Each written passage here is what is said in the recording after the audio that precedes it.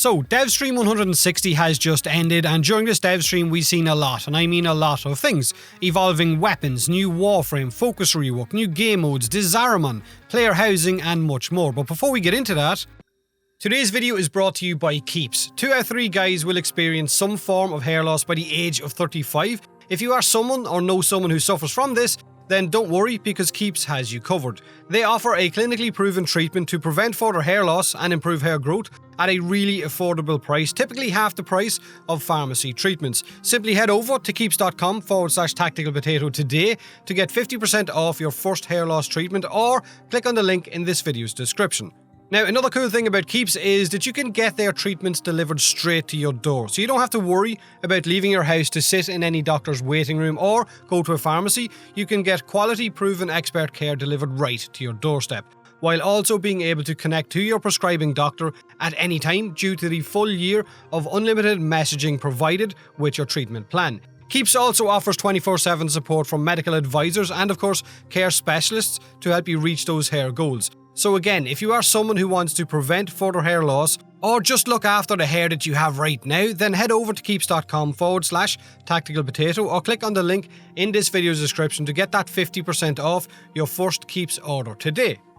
So let's start with the major content drops seen during this Devstream first, right? Quick and to the point. This is our next new Warframe, Gyre. Not a werewolf, right? We can still hope maybe further down the line we can get the werewolf one. Gyre is an electric-based Warframe, a Tesla coil type of Warframe with some physics-based abilities. This is all we know about her. We weren't shown any of her abilities just yet, but hopefully that will be shown on the next Devstream.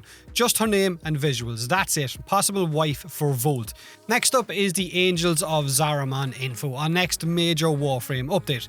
This is bringing us a new quest that follows on from the new war, and it's pretty lore heavy. This will also give us a new social hub like Deimos or Cetus or Fortuna, so the Zariman will have a town hub with vendors, a syndicate and bounties and everything we have with other hubs. Not sure we needed more syndicates, but here we are. However, there is also player housing built into the Zariman down underneath it, which has rooms that might look a little bit familiar from the new war questline, and this is a hub that you can customize as you see fit, decorations and the lot. However, back outside the player housing inside the Zariman, which looks like it is a massive ship, there is missions for you to run, 3 new ones: Void Flood, Void Cascade and Void Armageddon. We only got the Sea Void Flood during the Devstream. This is an endless mission type where players will have to pick up floating energy orbs and deposit them in void fractures to close the fractures.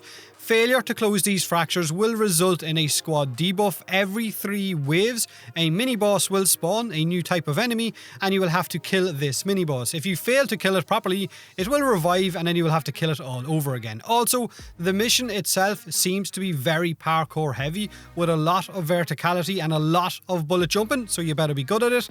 It honestly looks like a very fast-paced mission type, so hopefully it will be a lot of fun to jump into as well. Now, during this mission on the Devstream, we also got to see the new Eximus unit rework firsthand, and the visual changes really make the type of Eximus unit really stand out, especially the Energy Leech Eximus, which fires this bubble at you. You have to get out of the bubble or else it will steal your energy. Now, the other 2 game modes we haven't been shown yet, like I said, so stay tuned for those.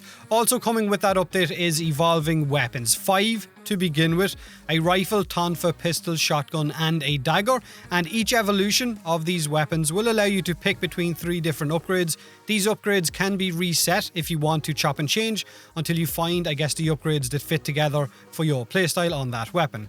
These weapons will evolve based on you completing challenges like the Protovire armor or the Sayandana that came with that as well.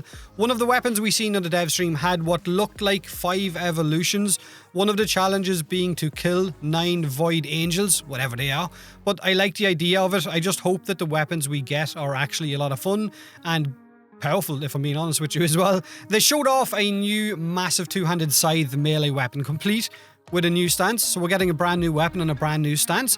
This is Garuda Prime, complete with dripping blood red Sanguinax wings. She looks good, right? That's our next Prime Warframe. She's coming with the Nagantaka Prime and an Archon primed weapon as well, which we haven't been told what it is yet. She is also getting some tweaks to her abilities for her Prime's arrival, so faster movement and an invulnerability phase when casting certain abilities, while also having her passive changed to give her more damage based on how lethal she is. So I guess she's basically going to be like a wrecking ball. Garuda Prime is coming with a 9-year anniversary update to Warframe on March the 28th. So 9 years of Warframe, who'd have thought it? 9 years of Warframe means free stuff simply by logging in, right? This year's reward will be Dex Wisp, who looks like this. Dex Wisp is a free skin that you will get simply by logging into Warframe during. It's normally a weekend event for the 9-year anniversary. You will also get all of the previous rewards for every year previous to that 9-year reward simply by logging in. So make sure when logging in, well, you might have to do 1 or 2 missions, but that'll be about it. Free slots if you've already got the weapon, so happy days either way. Now, they are also giving underused augments in Warframe a complete once-over in 2 parts. First part covers all augments in alphabetical order from A to L, and part 2 will be from N onwards.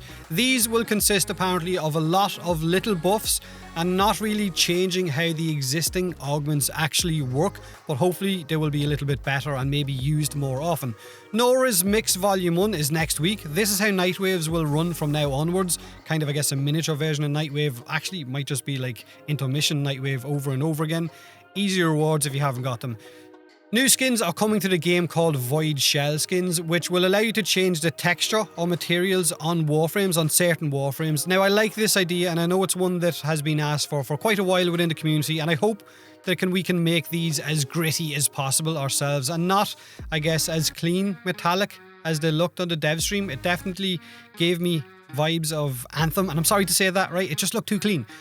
And to finish up the video, the focus system in the game is getting a complete once-over and having a lot of the nodes reworked to allow a more fluid experience between Tenno and Warframe. Now, they showed off Unairu in-game, which is the least used focus school, and said the 2 separate workshops will go live on the forums talking about these in much more detail. So we'll get into the focus rework in another video once we have more detail on exactly what they're going to be changing with each of the nodes. But that's the dev stream recap.